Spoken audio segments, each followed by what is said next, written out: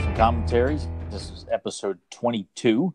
I'm Tyler Baker, and with me, as always, is a good old nasty Nate Kennedy. Hello. What's going on? Oh, I'm sitting here Still cleaned out. Yeah, I'm fiddling with all the windows, getting everything in its proper place. But yes, the precast shit never fails. I feel like I'm just set on a clock now, even during the week. Me too. I wake up, and around this time, it's just like, you know what, it's time to take a dump. So at least I'm regular, right? That's exactly a good thing. Yeah. I mean, otherwise you might have to start taking some notification from Jamie Lee Curtis and start eating, Activia and shit like that. Yeah, start eating more of the yogurts and shit. What's the I can't think of the name of it. The supplements you can take. Fuck. Oh, like a colon blow? Like Metamucil? Yeah, there you go, Metamucil. That's exactly what I was thinking of. I always associated that with like old people when I was a kid, because they would always advertise with like senior citizens, like they're walking and they're happy because they've taken shits. And of course, as a kid, I'm like, what does this do? Like, I have no idea what this is for. Younger people struggle with taking dumps too. It's not just old people. Yeah, I don't know why. I don't understand the demographic there. It's like, well, old people have a hard time taking a shit. Yeah, or they can't control it. Well, neither can kids. And sometimes as adults, you're like, oh my God, like you have, I'm going to be like Chris Tucker and just run down someone's, between two houses and find a nice bush and just squat down and hope that, oh damn it, what's his name? Ezeal doesn't walk in, Smokey!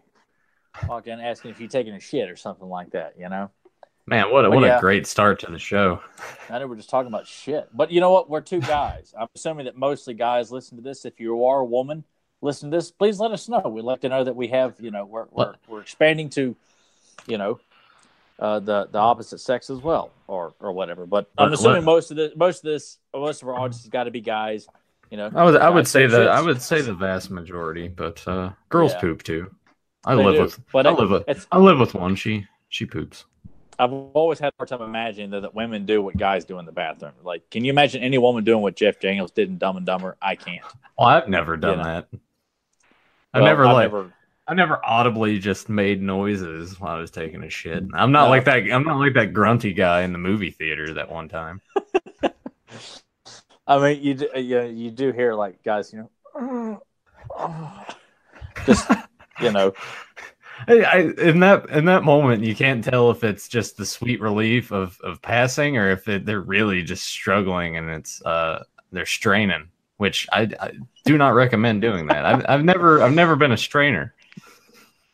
That's how you get hemorrhoids. Exactly. Well, my dad, prime example. He'd just be like, "Yep, strain too hard," and he'd have hemorrhoids. I'm like, why you do that? You just sit there. If it's ready to go, it's ready to go. If it's not, just get up and wait a while. It's something we can all relate to. This is in no way like, has nothing to do with the great show we're going to be doing today anyway. This is just kind of one of those random guy conversations that I'm sure most guys have, or on occasion, you can at least relate to what we're talking about. I feel like everybody has these conversations at some point. Yeah. But I only have them with, like a choice group of guys. Like, it's not something I just talk about with just anybody like I work with or something. Like, it's just like with you or Matt and Jordan, that would be like a discussion. When it comes to poop stuff, Tyler doesn't even fart in front of people now. No, I don't. Whereas Nathan doesn't hesitate, like, oh man, too much Zaxby's. You got to get it out, man. I know that, but that's why I find a nice place off to where it doesn't have a lot of bass and echo factors going on. Well, all right, let's talk about the times that I think everyone can relate to this as well. When you're around a new guy or girl that you're kind of seeing, and you're out on a date, and you don't want to let one rip in front of her, so you just keep holding them back and holding them back and holding them back, and then it just like bubbles up, and like you just get like really crampy, and then you get to the car, and like you said, you just grip the seat and grab the steering wheel. Oh, it just has this massive tear. It's like the Red Sea spreading in your car seat because of just this earthquake going on in your car seat. And then you're like, oh God! And then you roll down the window. It's like you're putting on this. It's like you're one of those like. But then someone just ran over a skunk, so then that smell's coming in there too, and you just. And then you start dry heaving right there on the spot. And you're like, God, man, can I just enjoy this good day left? But yeah, that's the case. Bravestarr. Yeah. All right, so just have that confidence like Bravestarr and 30-30 have that you're going to get through this, you're going to enjoy this, and then when the time is come, you can just belt your asshole back to the back row, let it go, let everyone know, as long as the girl's gone. I bet you can't guess what Emily's favorite character in this show is. I'm going to say Scuzz. No, 30-30, man, come on. Oh, I was just kind of like just being playful. Wow, so she was intrigued by 30-30. Yeah, she thought it was really awesome. He's a badass character. Like I just think that he's. It's weird that they never produced a figure in that form, just strictly. Well, I mean, the toy it stands upright and he holds his hand. It looks but it just looks odd. Yeah. Yeah, because I still feel like they should have released one that was more like that could stand right next to Bravestarr holding his rifle and not just a horse that you just stand upright. Yeah, it's if I still have yet to see him in person. If I came across a 30-30, damn right I'd buy him. But I really wish that would be something they would update and bring back kind of in a classic style. I'm kind of surprised that they sort of haven't done that yet. Honestly, you think it might just be because the demand probably isn't there for such a series? Because I feel like it would be, because it's sort of the successor to He-Man. Like it came between that and New Adventures, right? Mm-hmm. Yep. And there was discussions of trying to do a crossover, and there is a link between the two shows based on the Christmas special where they mention a Kerium water crystal, and of course Kerium is the high dollar commodity in the Bravestarr show, so there is a connection. But it's a shame that they never did do it. Maybe if Bravestarr had been more successful, and they may have, and He-Man was still going strong, I'd assume that they probably would have done like a big crossover and having He-Man come to New Texas looking for a Kerium or something like that. Skeletor follows him and teams up with Tex Hex, and they have a big fight at Fort Kerium or something like that. But all right. So it ran from September 14th, 1987 to February 24th. Produced 65 episodes. I'm not entirely sure if all of those made it to air. But do you have any other memories, like the toy line? Do you remember seeing that anywhere in the stores? Did you ever own any of the figures? I think you kind of briefly touched on that last week in regards to who you had. This was a show for me that I remember the name, I remember the aesthetic and the look, but it just episodes, none stuck out to me, and even in the toy stores, do not remember seeing them on the shelf. I don't recall ever seeing I never saw the cartoon at all as a kid. Like it did not play in this area. I think when I was pretty well aware of what was on TV as a child, around 4 or 5, I did not catch Bravestarr. If it was, I clearly missed it. And I didn't actually see the cartoon until I think Nathan can remember this, when Big Lots moved from the Hills Plaza, and it moved over to North Franklin. Yeah. Across from where the rec center's at. Yeah. They had a VHS tape for $5 of one episode of Bravestarr. That was the first time I'd ever come across the cartoon, and I picked that up. I could not spend that $5 fast enough. So that was the first time actually seeing the cartoon, the opening sequence, everything, because that was before the internet and everything. So, and I only had the Bravestarr figure. My granny got it for me. I thought it was a tremendous action figure. I was completely blown away by the packaging, the figure itself, and then seeing the other figures like Tex Hex and Sandstorm were the only two that stuck out to me as a kid. And I remember Justin Twine had Tex Hex. That was the only time I saw Tex Hex as a child. And then I saw Sandstorm at Family Dollar down here where the ABC store is at right now. It's the same place where I saw the slime pit for the first and only time as a kid too. It may have been at the same time, but I remember seeing Sandstorm on the top or on the shelf in his box art and everything. It was just, oh my god, like who is that guy? And of course I couldn't get him. I can't remember if I was with my granny or whatever, but I did not get Sandstorm. I still don't own him to this day. Damn it. But it's a toy line I definitely would love to collect more of. It's not cheap. Oh yeah, I was looking at the prices and like if you want them, I mean, because I almost feel like if you're going to get them, Tex Hex and Bravestarr have to have their hat.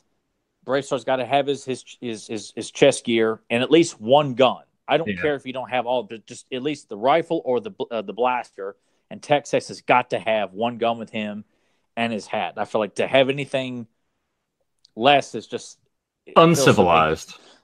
Exactly. Sandstorm only comes, I think, with one weapon.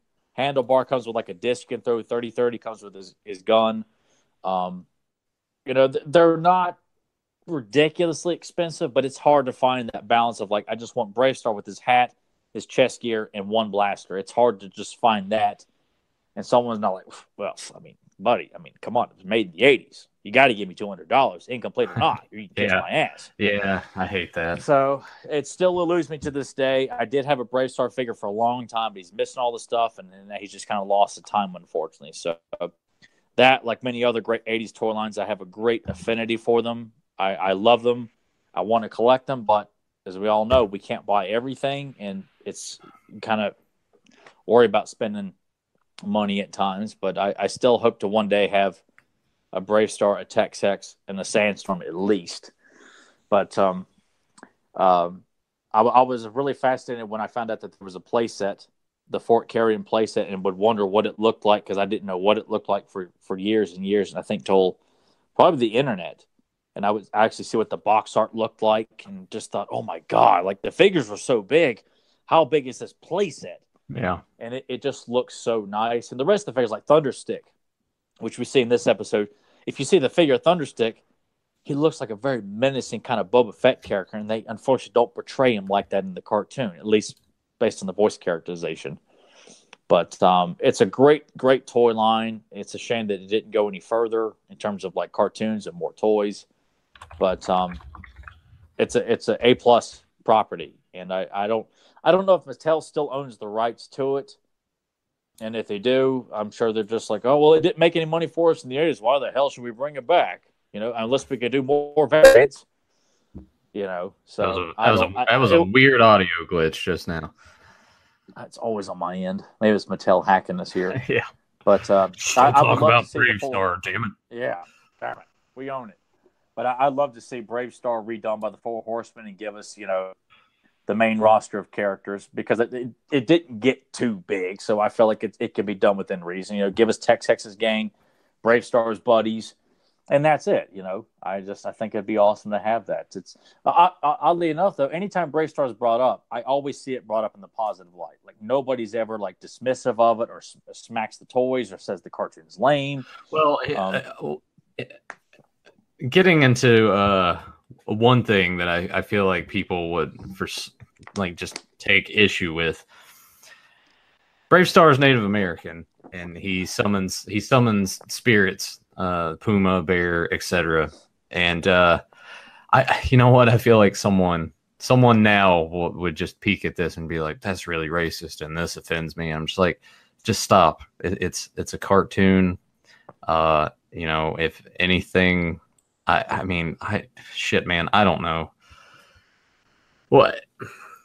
Well, I tell you what, better yet, how about we just make Bravestarr a blonde-haired, tan guy from small town middle America, and have him summon the strengths of puma, wolf, hawk, and bear, and he's trained by like the Indian surfer from Saved by the Bell or something like that. It's like, stop pretending as if these things and these cultures that may not be celebrated as much. Plus, not to mention, there's nothing like honestly, if you had not seen, and I didn't know this till I got a little older, that Bravestarr was Native American, because the toy doesn't look like that. Yeah, that's very strange, I think. And neither does the cartoon. Like, unless you actually saw like references to what you see in the movie, Bravestarr is a young boy raised, and Shaman trains him.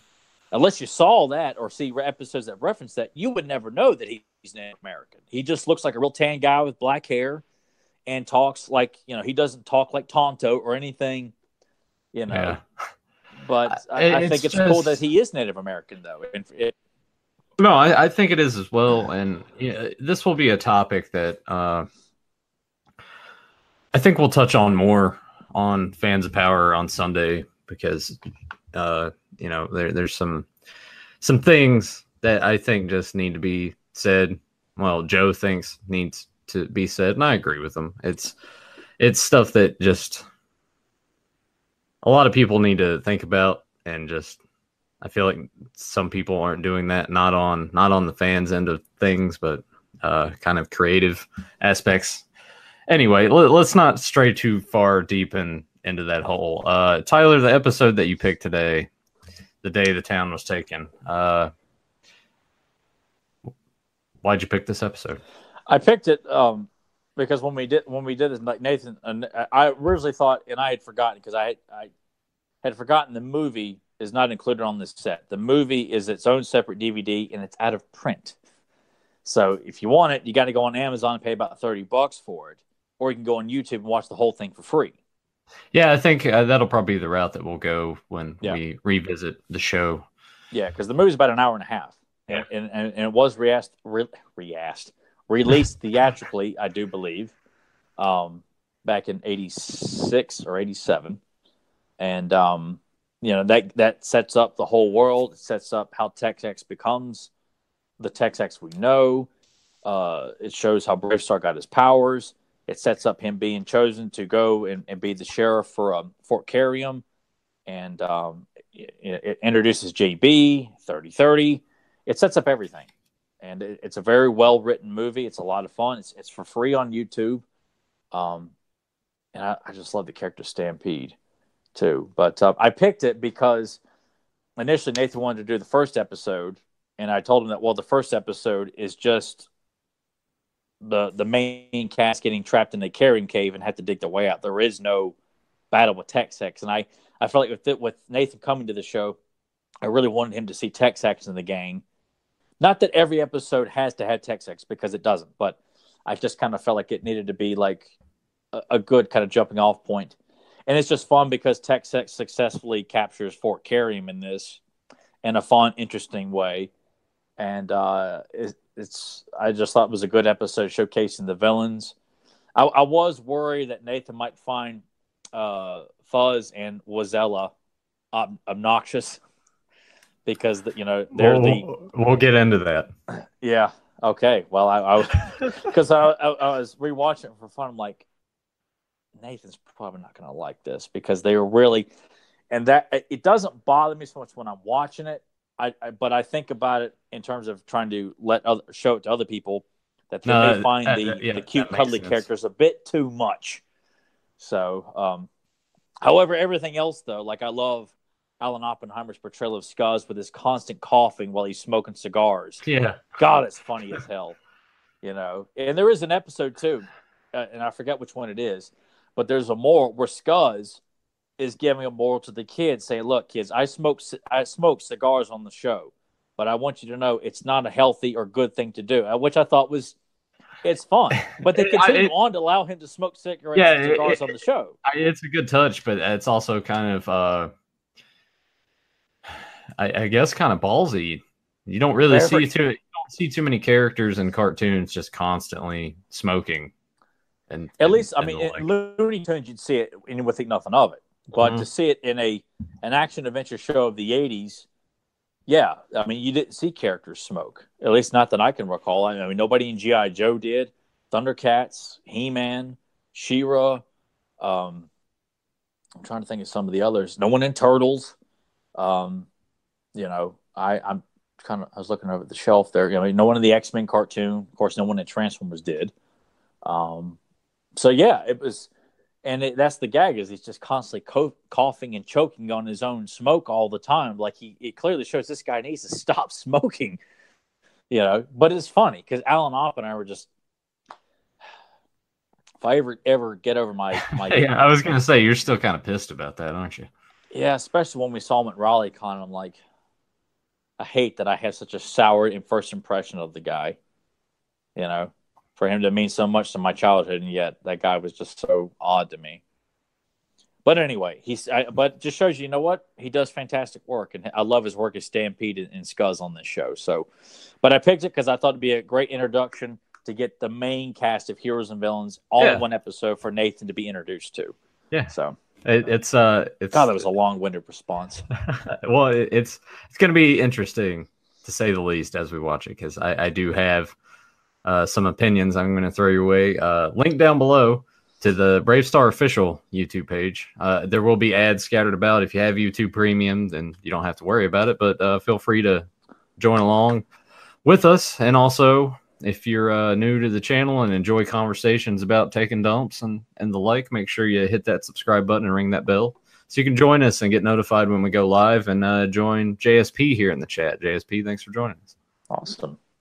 All right, well, I'll count us down. We will head to New Texas. All righty. 3, 2, 1, action. Love that. The whipping noise. I like that a lot. And the cattle brand here on this map. I mean, with the futuristic, like the technology underneath the map, just showing you we're combining science fiction with the Old West, which is, and God, it looks so cool. Everything about it. I mean, and I love Lou Scheimer's narration to open the show here with the theme song and everything. And very quickly establishes what kind of world you're dealing with. And the level of creativity behind, like, combining science fiction with the Wild West. You think anybody else was like, I just don't know that, because I think of like Cowboys and Aliens, which is a flop. I think that it's just a really cool concept.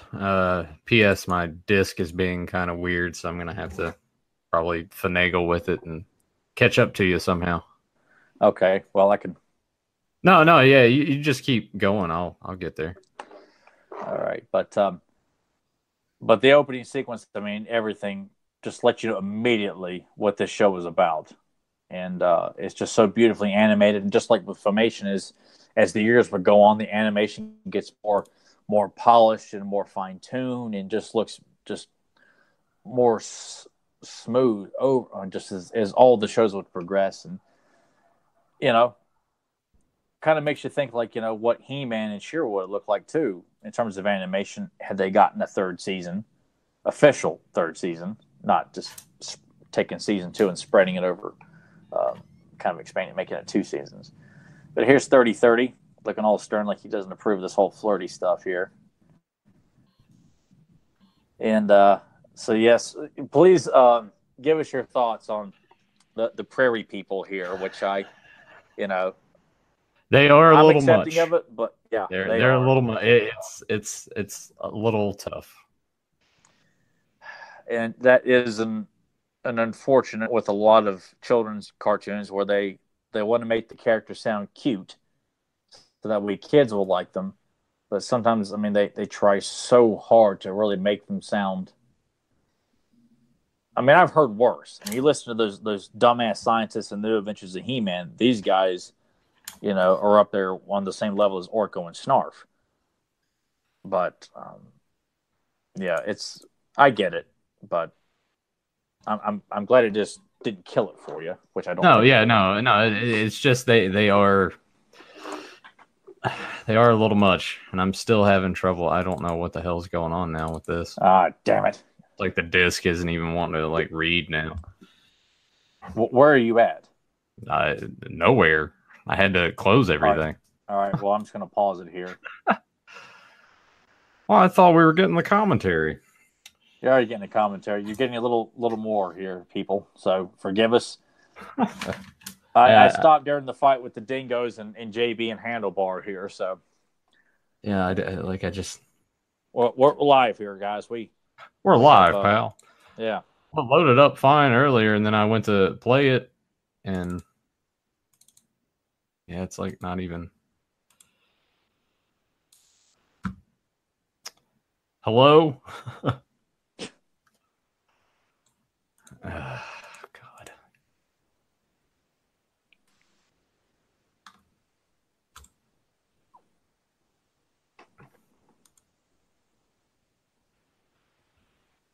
Yeah, I don't know if the disk drive has just decided to crap itself or.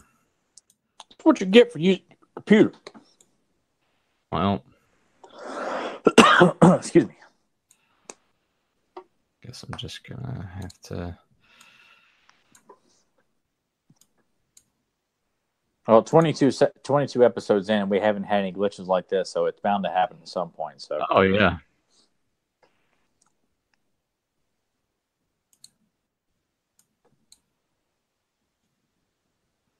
I'll just go off the YouTube video. There you go.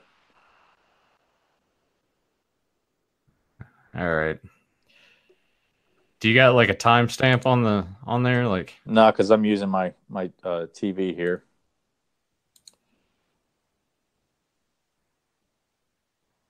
all right, well go ahead and resume and we'll go. All right. Well, I'm starting it right at the fight with Handlebar, JB, and the Dingoes. Like I'm Okay. looking at yeah. All right. You there? Yeah. All right. I'm playing here as the battle ensues here. The Dingoes are something I wish we'd have gotten figures of. I think that'd have been really cool to have gotten a couple of just random Dingoes. I like JB. She's a beautiful looking character. I like her outfit and everything. She's just a very well designed, strong female character for you assholes out there. Like, man, the '80s cartoons weren't about anything, depicting women as like strong, competent characters. It's like because no one has time to go on the internet for free and look up all this information within seconds. We have no time to actually engage in the truth here.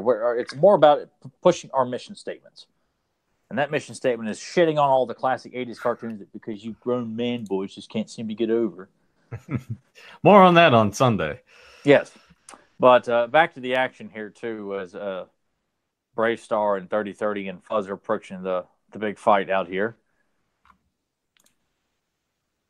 And I believe, they made a vehicle of the stagecoach, too, that they're looking at right there. And here's Tex Hex's gang here. Only one missing is Sandstorm, which is my personal favorite. There's Scuzz and his crooked cigar.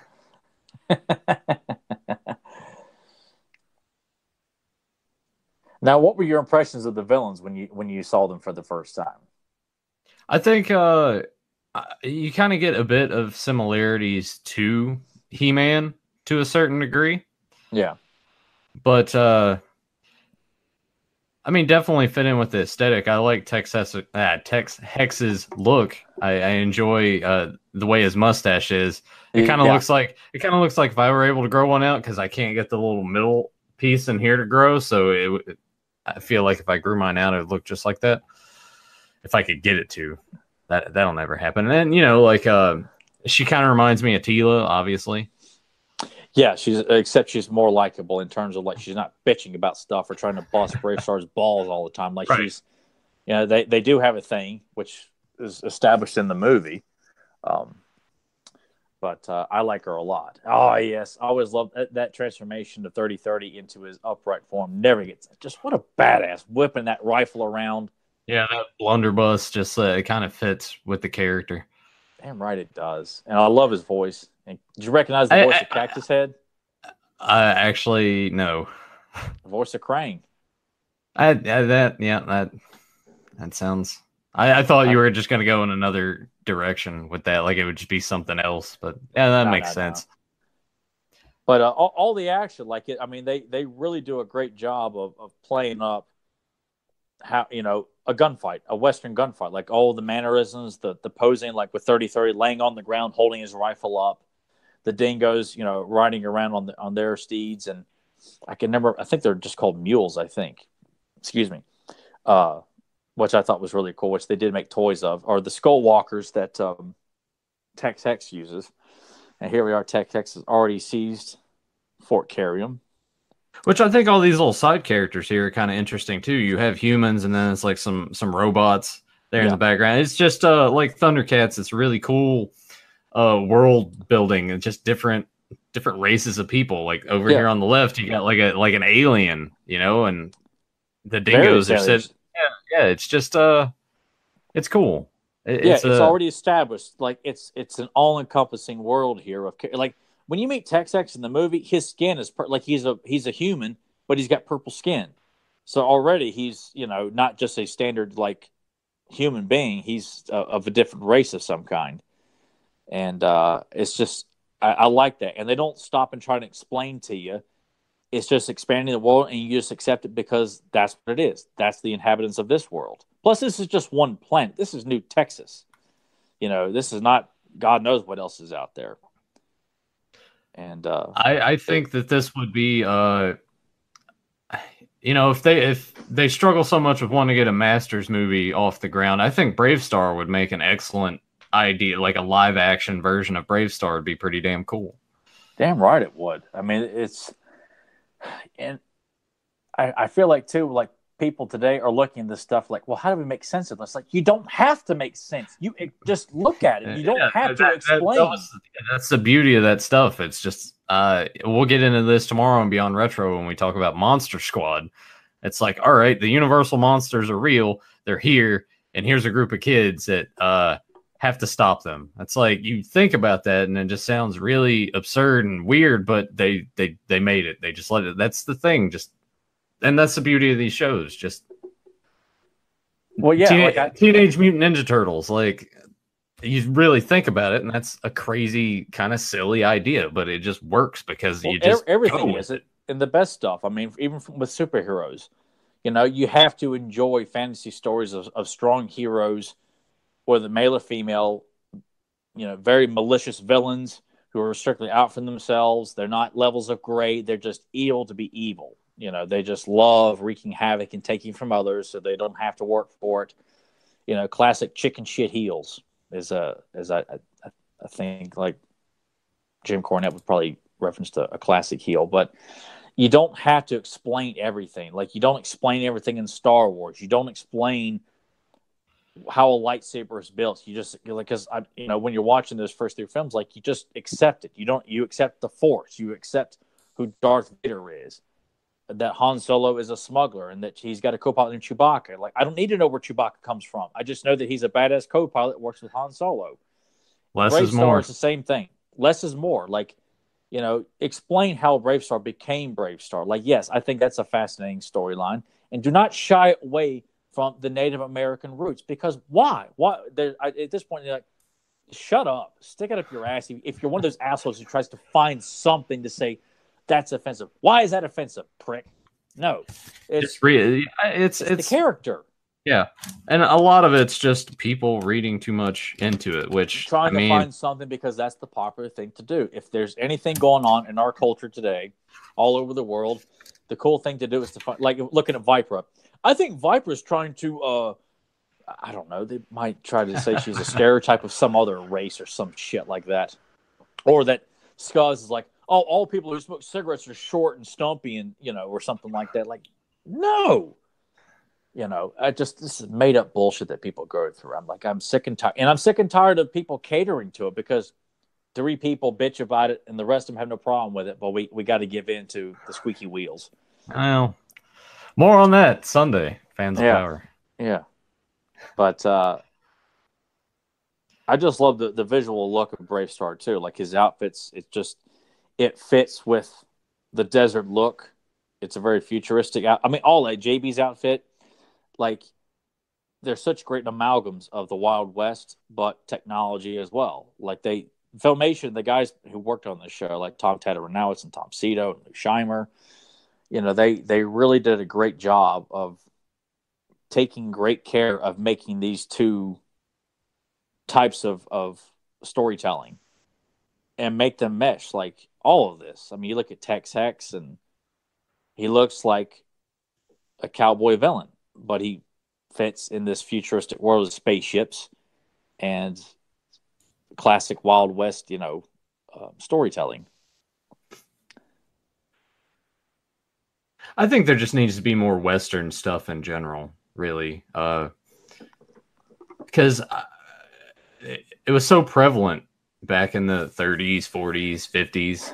But I almost feel like today, too, like it's unless you're doing like a straight up drama meant for adults, you know, it's like they have to dumb it down and make the tone all over the place because you feel like, well, kids, teenagers, and young adults aren't going to go unless it's funny and talking like people who talk like at your local high school or something like that, as if like they can't Yeah, enjoy this combined idea of the Wild West in science fiction.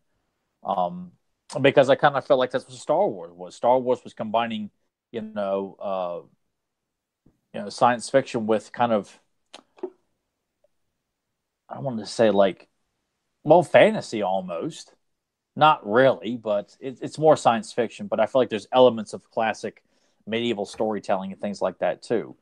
Um, although all the archetypes that are in Star Wars come from all over the place. So I don't know. I feel like it can work. It's just getting people who are not trying to come in with their own agenda and change stuff because they look at it as and just dismiss it because it's just a frivolous cartoon of the '80s and try to come in and change everything and completely ignoring. Well, why is this prevalent? Why are grown men and women still celebrating and supporting this cartoon that only lasted for one season, had a brief toy line, but they seem to really like it. Well, why do they like it?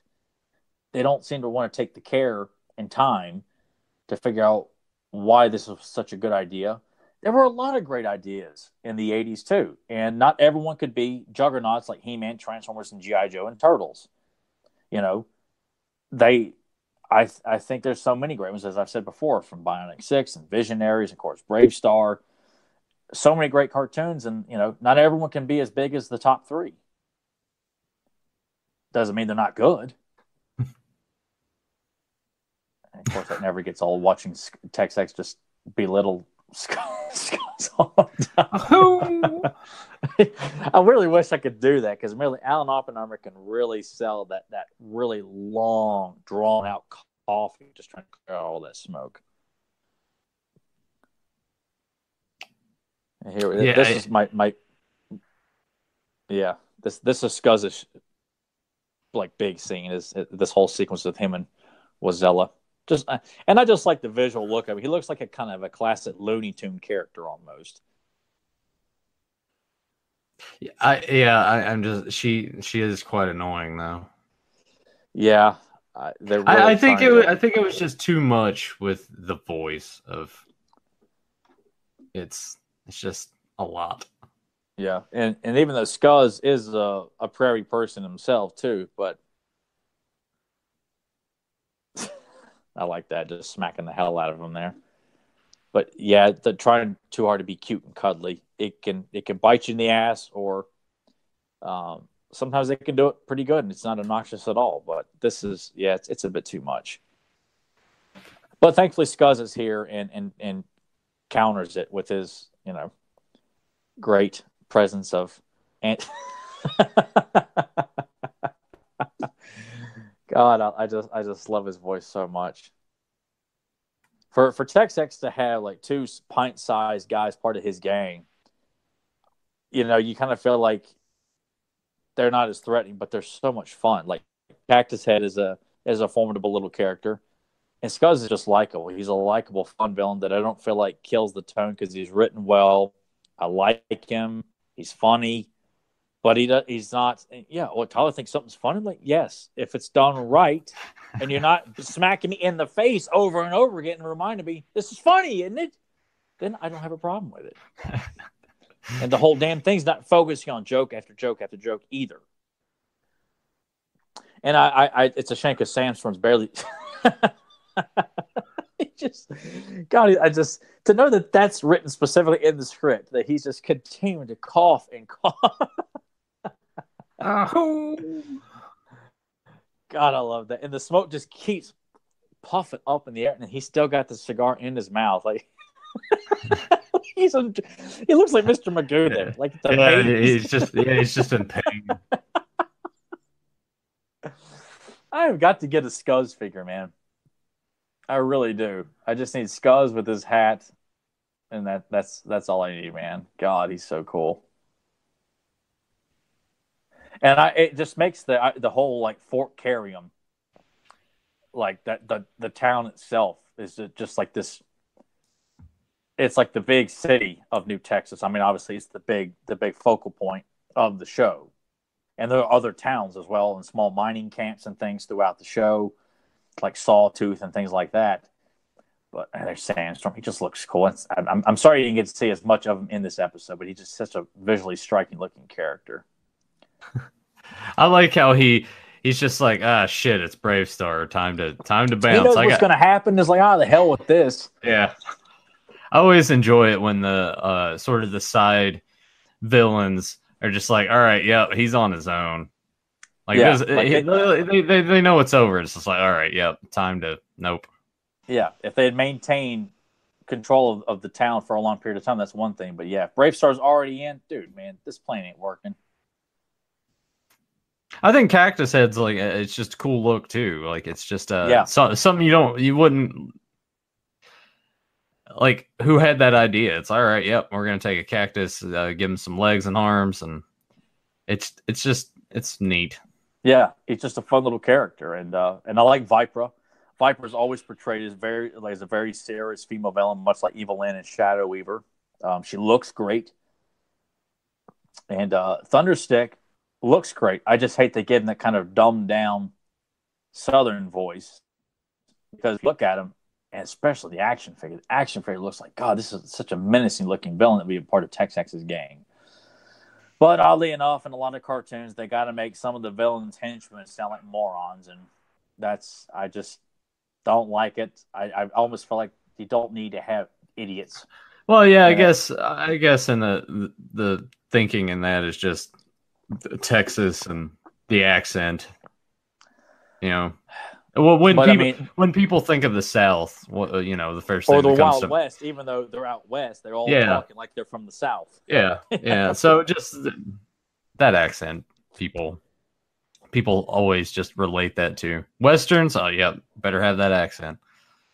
But if you watch something like The Quick and the Dead, well, there's a few Southern accents in it, but that's the characters like that are like in Tombstone, because those are my favorite Westerns. I don't mind spaghetti Westerns, but when I think of a Western, I always think Quick and the Dead and Tombstone. And taking some of those characters from those films and putting them in Bravestarr, like Thunderstick needs to be, or like Tex Hex, much like is like Gene Hackman in Quick and the Dead. A very he's not a regal villain. Tex Hex is not by any means, but his cockiness is absolute secure in the fact that he is the best of the best. He's the best gunslinger. No one's better than him. I think if they were to do another Bravestarr series, I would want them to take inspiration from, or even like Angel Eyes, from Good and the Bad and the Ugly. Damn it, Lee Van Cleef.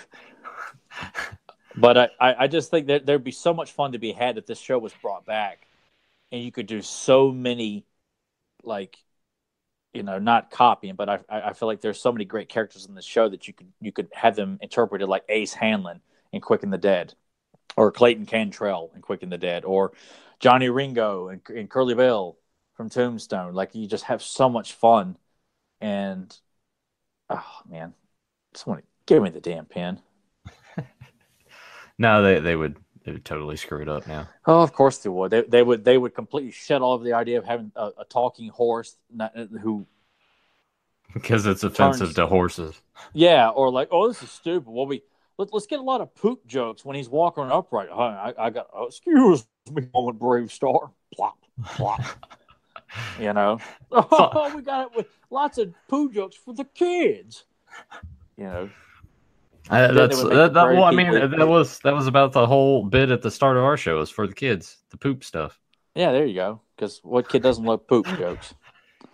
But the morals here is, what's that? Yeah. I like the little moral here. Yeah, and it doesn't. Filmation did a good job of not talking down to kids when it came to morals, and it didn't really feel like it's the focus of the show. Like, they just try to find something that a kid could pull away from this. But I like it. It's just like Bravestarr and 3030 just hanging out outside the marshal's office. I think the only thing that would have made this better if they were just sitting at a bar with some beers.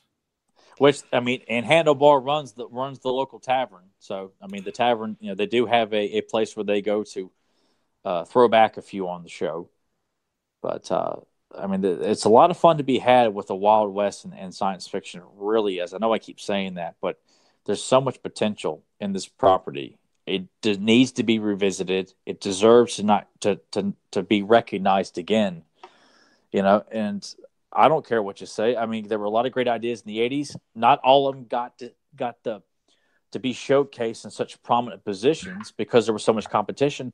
I think they need to be unearthed and brought back, and do some Netflix shows, preferably ones not like shitty ideas like that also wonderful new She-Ra cartoon. Treat it with balls and respect, and don't play it for jokes and laughs. Like, damn it, man. Play it straight. Like, thank God the Daredevil show, which comes out next Friday, I cannot wait to watch that. It's played straight, and that's how Marvel movies should be. It ain't about how many jokes can we get in. It's like, we're going to tell a great damn story. I mean, there is humor in Daredevil, but it's but I mean the tone of it is consistent. Yeah, no, I got it's not all over the place with just it's like a pinball machine in Marvel movies today. Thank God we have stuff like the Winter Soldier and Civil War, the first Iron Man, and the first Captain America and things like that, where the tone's consistent. There's moments here and there, but God, I love Bravestarr so much, and I hope for Nathan this was a good first impression, that it was not like, I don't know if I want to come back to Bravestarr. It was okay. Granted, though, I can't expect Nathan to love absolutely everything that I may suggest for this show, but it was great that he brought it up and wanted to give it a try. No, I like it. It's just Fuzz and his lady, just a little too much. And I would not argue that. Not at all. No. And that makes sense. But you liked Tex Hex's gang. You like Bravestarr. You like 3030. And I always like the whole Kerium idea, too. Like, that's gold. Everyone's in New Texas mining for Kerium. It's like the whole gold rush thing. I was like, it's fun because all the toys came with a piece of Kerium. That's I cool. thought that was really cool, too. So that way, when you get all the figures, you got all this Kerium that you can build up and chase after and stuff like that. And the playset too is pretty elaborate. Like, they got the marshal's office. I think there's a bank and a jail, all in the place. And the playset folds up too. So it's you got to check out the playset. And of course, with your money you can afford it, no problem. Probably mint in box. Maybe a few bucks I can afford to look at it. Well, how much is it going for? You look, a few hundred dollars, easy. Because there's a lot to the playset. Like, it's a pretty good sized playset, but it's got a lot of stuff with it as well, stickers and things like that. I'm gonna look at it now. Give us a live feedback on. All right, so yeah, you're not kidding about the price. It's been like that for years too. Believe me, I look up Bravestarr toys every so often just for fun. Like, maybe I'll get lucky and find something that's relatively affordable, and I just kind of sit and cry, and the Phil Collins music plays in the background, and somehow there's like some really melted bad McDonald's ice cream right next to me. Nathan only gets that reference. Well, it's kind of funny because you can get it loose here for like $250, but you can get it like boxed brand new for $300. I'm like, that doesn't make any sense. Well, of course, if I got it boxed brand new, there's no way in hell I'm opening it. It's just gonna have to stay and look, because looking at the box art, isn't it stunning to see all the characters depicted on there? And all the figures came with a small poster. Like, that was another cool thing. Every figure came with a poster, like depicting them in action and stuff like that. Like, God, man, and a comic book as well, if I can remember correctly. Man. They really put a lot more thought into this, especially like the art to draw you to it. Which, going back to Masters, that's what draws me to it, is the art on the play sets and the packaging, and there's just something about it. It's just gone forever now. Like, you go and you go down the toy aisle now, those shitty new turtle figures, which still pisses me off, because those things, you have to admit, those things got better paint applications on them than what we got. I don't look at it. I was in Walmart last night, and I did not stop to even look at the damn things. I just saw just pretend like they're not there. It's depressing. And I don't, but something. What was so great about all those '80s toy lines is, I mean, from every toy line, from He-Man to GI Joe, the Transformers to the Visionaries, the Supernaturals, Bravestarr, are some examples. They were really pushing the tough guy aspect for young boys. Like, all the toys look like tough heroes, tough villains. The figures look great, and then you got the box art, card art that really sells you. Look at this epic battle going on with He-Man, Skeletor, and Spider on the Spider box. Or look at the Visionaries. I mean, just look how epic these characters look. Going to the action, and you've got the gorilla, coming out of the hologram on their chest. Or you're looking at the Transformers of Jazz, in motion and things like that. I mean, it's all the GI Joe vehicles. Like it sold you a story and helped you like, oh, I want to use the toy and reenact what I see on this box here. And it was all about tough guys. Like that's what I associate with the '80s. That's what I grew up on. What you grew up on. A lot of us did, and that's what I want to see. I don't want to see heroes dumbed down for kids' sake, because they weren't dumbed down for us. People who don't have enough time or think it's better just to shit on it for a quick gag instead of actually like, wait, And I'm not looking at this with kid eyes. Like, I'm looking at this stuff because I did not get to see the Bravestarr cartoon most of it till I was an adult. So I'm not looking at this as like I'm just stuck in the '80s because I don't want to give up my childhood. I'm like, no, there's a lot of fun to be had with these characters and this idea, all with these other cartoons. Nostalgia is a small part of it, and I say that as wholeheartedly, and I take in as much truth as I possibly can say. Like, I'm not doing this because I'm trying to remember my childhood and stuff like that. I'm doing it because there's a lot of great mythology with all these shows we do, and I like to think that Nathan and everybody else that listens to this appreciates that and sees it as more than just guys talking about our past. Because we're talking about this, we're not really.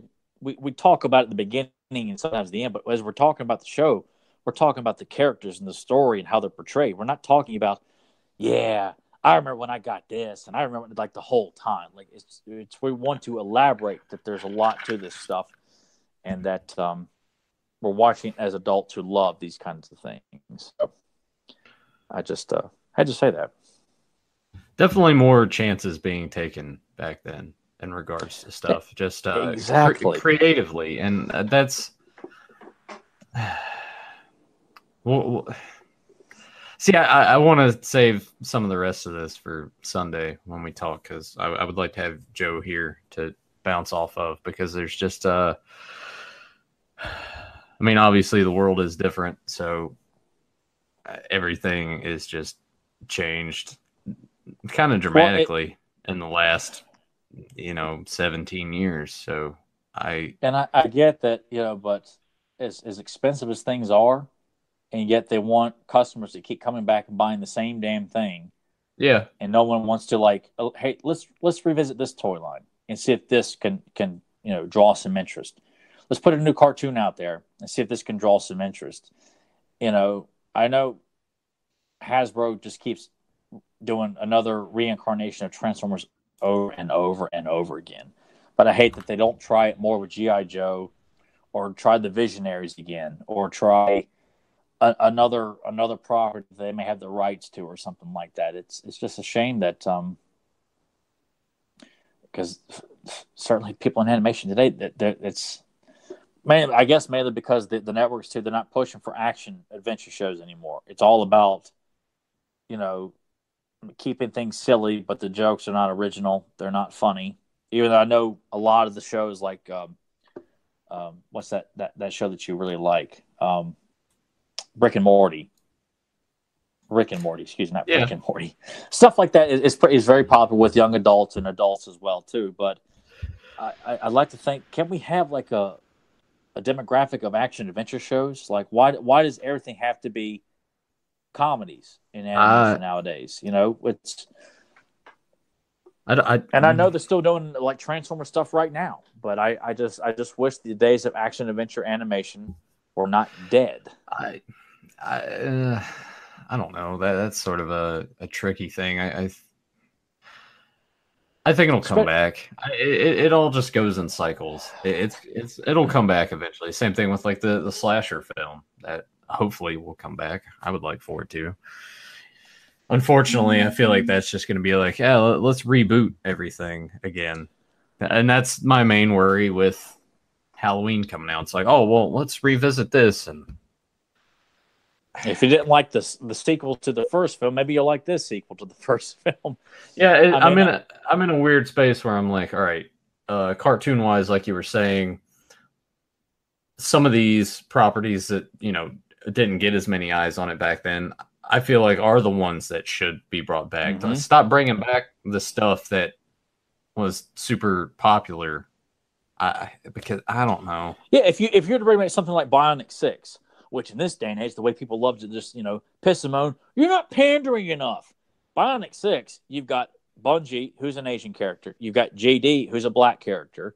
And you've got two strong women on the show. You've got Jack the father and Eric, Kid 1, and Fluffy the robot.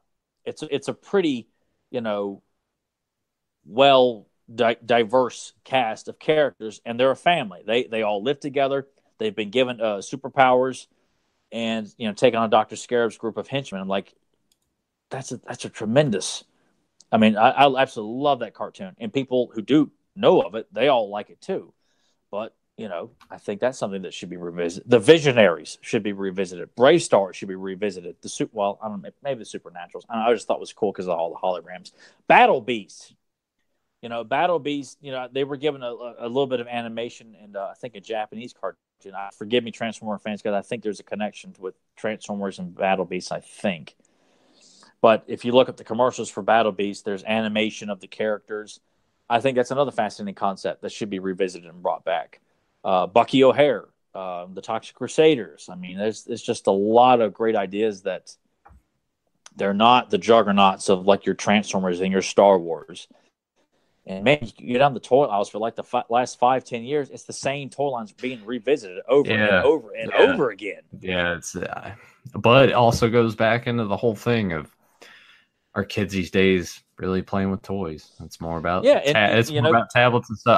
I'm still with the idea of, you know what, keep a small section with that stuff, but maybe just broaden the toy aisles and just start putting out that adult collector stuff, because honestly we are the only ones kind of checking in. Well, what they got over there. Yeah, I mean, which is kind of the beauty of those reissued G1s that Walmart has. It's just it's cool to go in there and see those on the shelf. It is, and it's nice to. I'm glad I got the bug to be on the search for that stuff, because it's fun to be able to go down the aisles recently and look for something that I genuinely would like to have that, and I hope I can get it. Yeah, you know, I want to add that to the collection. I hope they'll continue to do it, and you know, it's nice to see some good-looking Transformers next to. Okay, there's the stuff they're pushing for the kids. Here's the stuff they're pushing for the adults. Okay, I'm fine with that. I'm not interested in the kids, but give us the option. You know, like with the Turtles stuff, if you want to push this also new idea for Turtles, fine. You're going to do it whether we like it or not. But give us, the ones that have kept it alive and why it's still relevant for you people, give us something else to play around with that keeps us coming down the aisle and like, no, well, what do I need to go down there for? It's just that shitty toy line. There's nothing for the adults to draw us down there. And I wish it's, you know, even with Mattel with the WWF stuff, I'm going to call it WWF because I don't like saying WWE. They continuously market toys for the adults and the kids at the same time.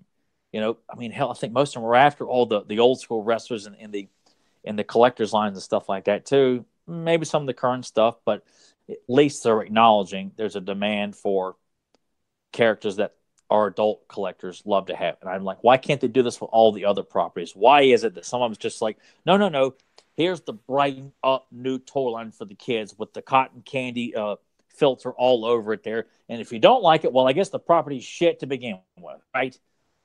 You know, we're trying something new here, people. You don't have to get your, you know, sand in your vagina about it. As if like we're all a bunch of assholes, you know. But that's another discussion, say, for Fans of Power tomorrow night, 9:00. But I really wish they would. I commend Hasbro for making sure that they do not ignore the adult fans that kept Transformers alive and constantly giving G1 options all the time. So, and I did pick up the Constructicon set last night. You finally got that out, huh? They're all over here depicted in such absolute glory. There was a bitch putting on all the stickers on all 6 characters, though. God almighty. Yeah, I don't understand the thought process of just not having those with the stickers on them already. Oh man, I mean, you buy some of the masterpiece stuff, like everything just comes ready to go. Yeah, yeah, it's kind of the bummer with that. Like, son of a bitch! I was like, one of the stickers got stuck on Long Haul's dump truck part, and I'm like, I couldn't find it. It was supposed to go on, I think, Mixmaster. Like, where the hell's that sticker? And it had fallen down on the truck bed of Long Haul, and I was like, if I scraped any harder, it's going to tear the stickers. The hell with it. Mixmaster's got one prominent sticker on there. I'm going to leave it like that. I just was not going to let this, give me a brain aneurysm. So, and they were easier to transform, thank God. The instructions were somewhat, legible of like, oh, you see this? Turn it this way. This what? What do I turn? Son of a bitch. Oh man! So I'm hoping to find some more fun Transformer stuff like that. Not everything, but more characters that I'd like to have that, because it's just nice to have some reason to go down toy aisle, for God's sake, and look and stumped again. Oh my God, they've got a Megatron or something like that. It's fun to have that bug, even if it's temporary. But, yeah, I'm sure. I'm sure once you're done with that, there won't be much reason to go back down there anymore. No, not for a long time. It's because there's nothing coming down the pipeline. Like the Funko stuff, it's either you pre-order or you go to GameStop or something like that, or maybe Target. But some of that stuff I just assume, like the Thundercat stuff. I'm not going searching for that. I want to come directly to my house. But I think mine should be shipping this weekend. Because they come out on... Yeah, because I checked on Amazon. October 12th was like the supposed release date on Amazon, and I got mine from Big Bad Toy Store, and I still haven't got notification about it. So I'm thinking, hopefully, the demand was just so high that they had to try and meet all the pre-orders for it or something like that. Well, I mean, Big Bad's usually kind of a bit behind, because some of the stuff that I've ordered, it's like estimated arrival, and it gives you the month, and it's usually towards the end of the month when it gets shipped. So, when the rent's due.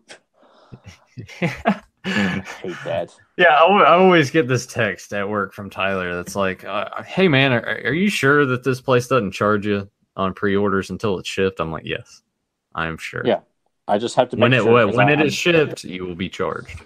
Okay, well, I can, because my stuff from Big Bad Toy Store, I was told they do not charge you, which I had the money at the time, but I just, when you pre-order something, sometimes you forget that it's going to be deducted at a certain point, and then all of a sudden you're blind.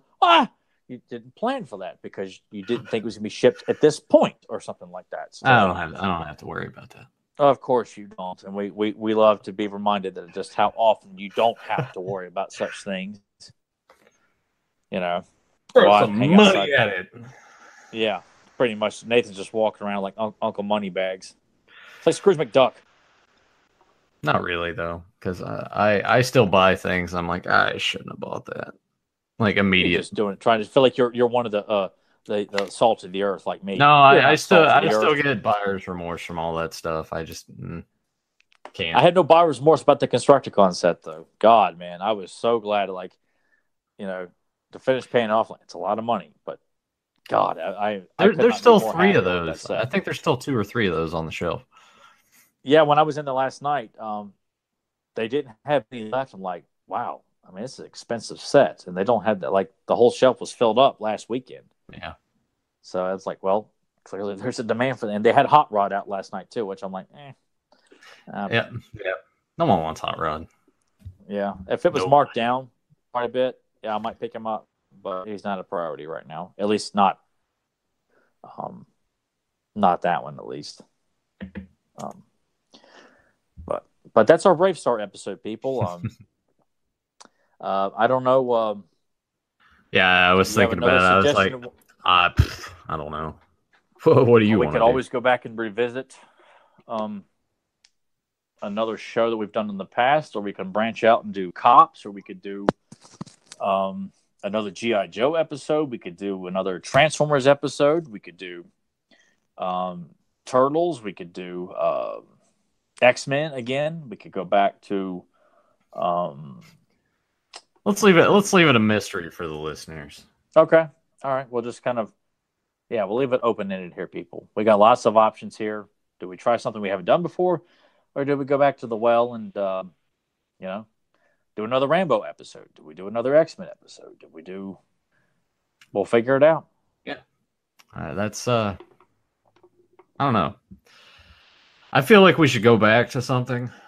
That's where because, I don't know. Maybe. We'll see.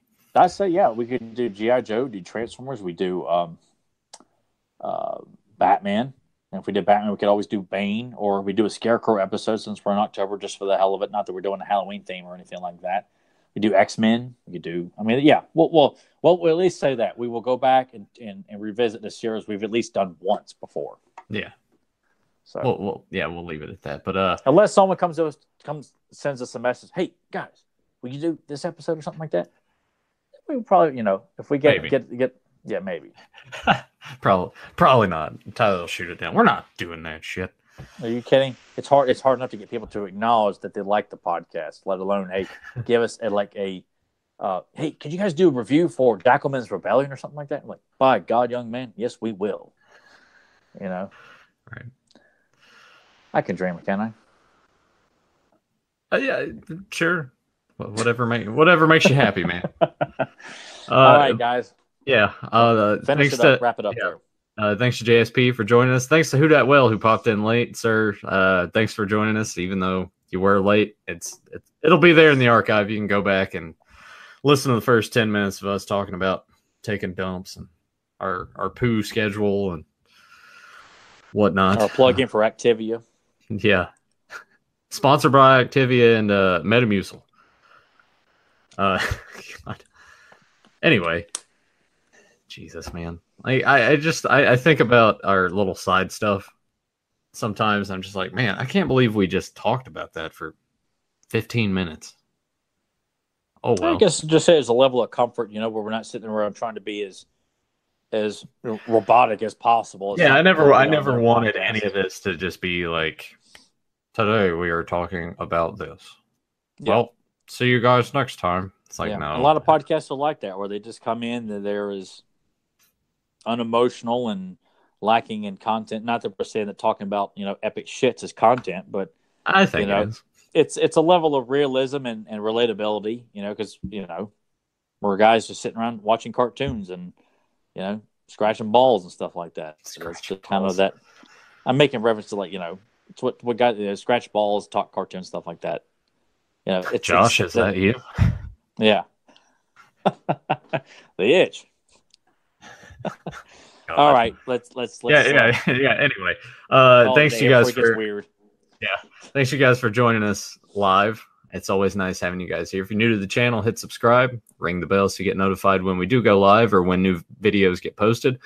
Check out the links below, beyondretropodcast.com. It'll take you to Pop Culture Network, our page on that site. You want to download us, check out Podbean. You want to download us on iTunes, make sure you look up Pop Culture Network. There you'll find Capes and Commentaries, Beyond Retro, and Fans of Power, which is Tyler and Joe's Masters of the Universe podcast every Sunday, 9 p.m. Check out his custom creations and his t-shirts.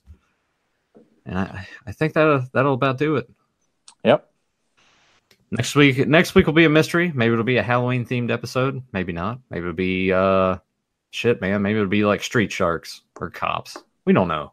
We'll figure it out. Yeah, we don't know. We got access to both. So, but until then, see you guys next Saturday, maybe Sunday. We'll see you guys next weekend. Take care.